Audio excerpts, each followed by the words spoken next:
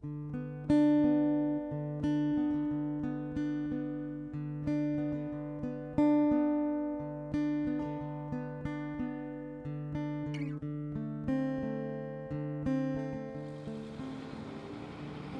people grew their own vegetables.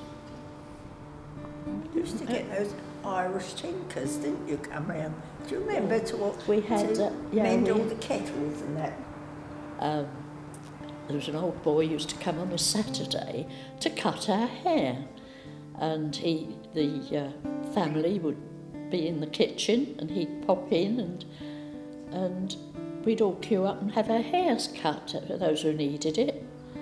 That was rather funny. He came on a Saturday to make sure the men were all home from work. When I first came to Coldean in 1951, there were very few houses which were privately built at the bottom of the lane, and a couple of shops and a pub, but the council took over the ground, and there were few houses built in Coldean Lane, but otherwise there were just a few in Rushlake Road, but it was then called West Drive. But the whole of the area otherwise was just farmland, really. There was a farm barn there in the lane. Yes, I've lived in Coldean since 1954, and when I moved up here there was hardly any shops here, and we had to rely on a greengrocery and a chemist shop, and what was the other one? The butchers. The we butchers, used to have local butchers. Yeah, so we could do most of our shopping locally.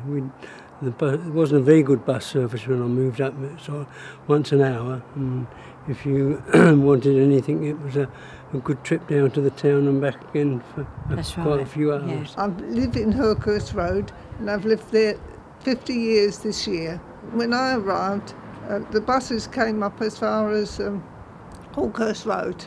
I moved to Coldean in October 1993 with my husband, who was still alive then, and I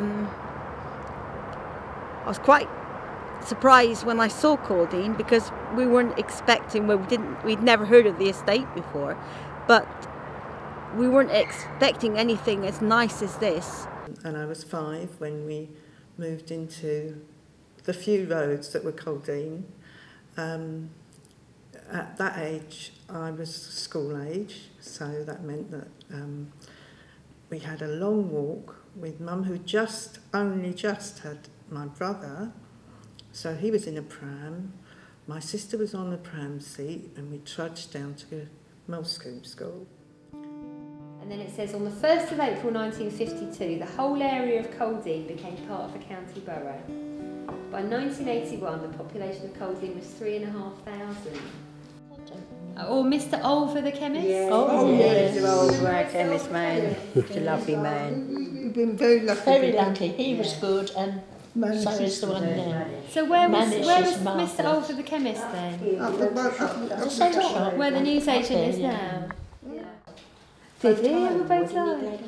Didn't he wear a bow tie? So, yeah. Sometimes, didn't he? A moustache. Well, under his white Very coat? small man, wasn't he?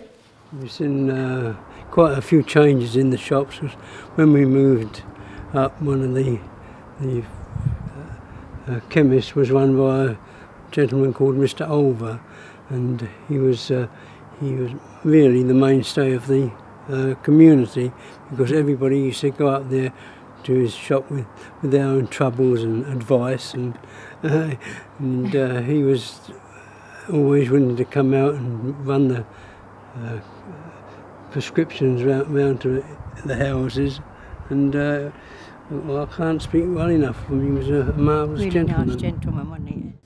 Blokes used to come round with a cart with herrings, 12 for a shilling, I think, or something like that, herrings, or some sort of fish, and of course the winkles and wilks, all those sort of things were all sold in the street, coming round the houses. The rag and bone man.